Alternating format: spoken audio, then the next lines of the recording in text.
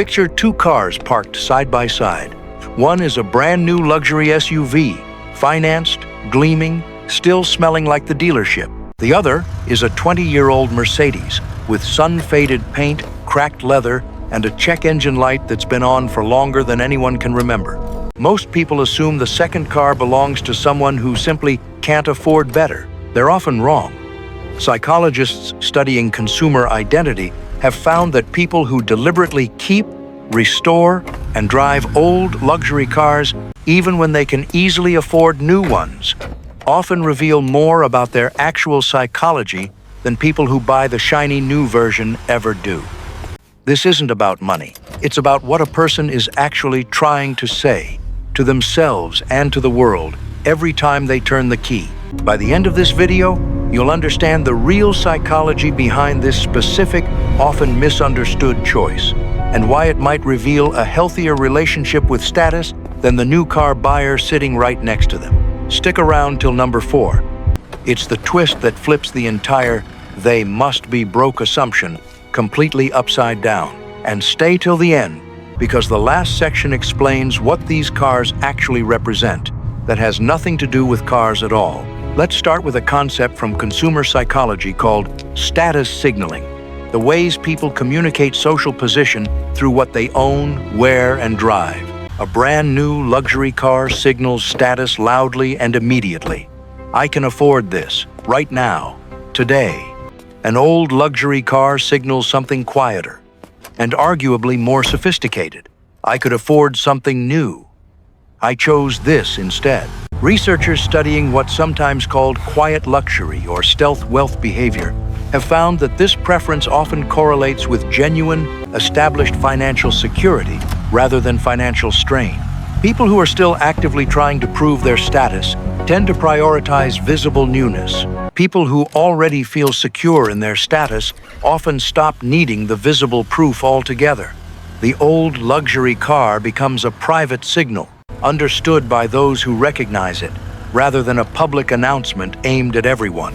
Here's the question worth sitting with.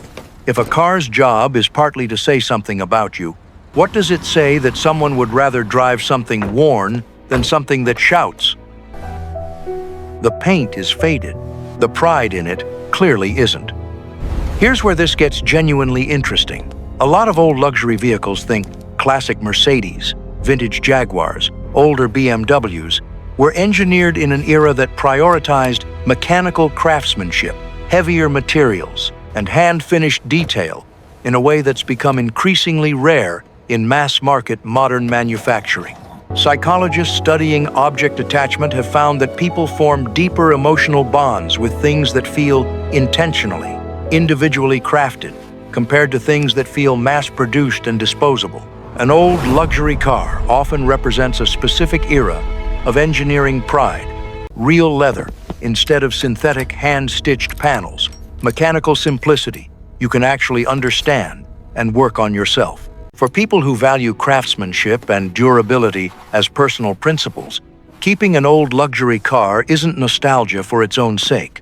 It's a quiet philosophical stance that something built to last and genuinely maintained holds more real value than something new that was engineered, in part, to eventually be replaced. Now let's talk about something deeply personal that shows up constantly in this group. Many old luxury car owners aren't just keeping a vehicle. They're keeping a piece of their own history. Psychologists studying possession and self-continuity have found that objects tied to significant life periods, a first big purchase, a car inherited from a parent, a vehicle bought during a specific, meaningful chapter of life, function as physical anchors for identity across time. The car isn't just transportation. It's a continuous thread connecting who someone was then to who they are now. This is why so many old luxury car owners describe an almost emotional resistance to upgrading, even when the car requires constant, expensive maintenance.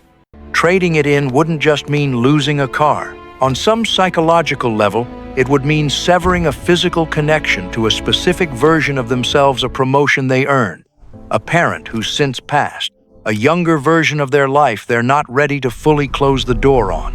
If you or someone you know has ever refused to sell an old car purely for sentimental reasons, even against all practical logic? Comment same below. I want to hear the story behind it. Here's the twist I promised you, and it directly contradicts the most common assumption people make. The instinctive read on someone driving a beat-up luxury car is usually they're struggling financially and can't afford a real upgrade. But research on wealth psychology paints a strikingly different, more common picture. A significant number of genuinely wealthy individuals deliberately avoid conspicuous, frequent upgrading, precisely because true financial security tends to correlate with reduced need for visible status signaling, not increased desire for it. This connects to a well-documented finding in behavioral economics. People who are still building or proving their wealth spend disproportionately on visible status symbols, while people who've already arrived at genuine security often redirect spending toward things nobody else ever sees: investments, savings, experiences, or simply nothing at all, because they've stopped needing external validation of a status they already privately know they have. So, the twist is this. The old luxury car isn't usually evidence of struggling to keep up appearances. For a meaningful portion of these drivers, it's evidence of the opposite. Someone who's already secure enough that they no longer need the car to prove anything to anybody, including themselves. Did that flip something for you? Drop a below if you've ever misjudged someone's financial situation based purely on what they drove. Next, and this one connects to a bigger cultural pattern. Many old luxury car owners describe their choice as a quiet, deliberate rebellion against what's sometimes called planned obsolescence, the modern manufacturing pattern of designing products with an expected, engineered lifespan, encouraging constant replacement rather than long-term repair. Psychologists studying consumer values have found that people who prioritize repair, restoration, and longevity over replacement often score higher on values related to environmental consciousness, anti-consumerism, and a general resistance to culturally imposed upgrade cycles the unspoken pressure to always have the newest version of everything.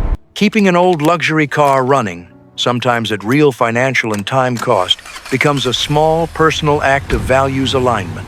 A refusal to participate in a replacement cycle the owner has consciously decided doesn't reflect how they actually want to relate to the things they own. Last insight, and I think it's the one that ties everything together. Underneath the status signaling, the craftsmanship appreciation, the sentimental attachment, and the resistance to obsolescence, there's one core theme running through almost every old luxury car owner's relationship with their vehicle: earn quiet confidence.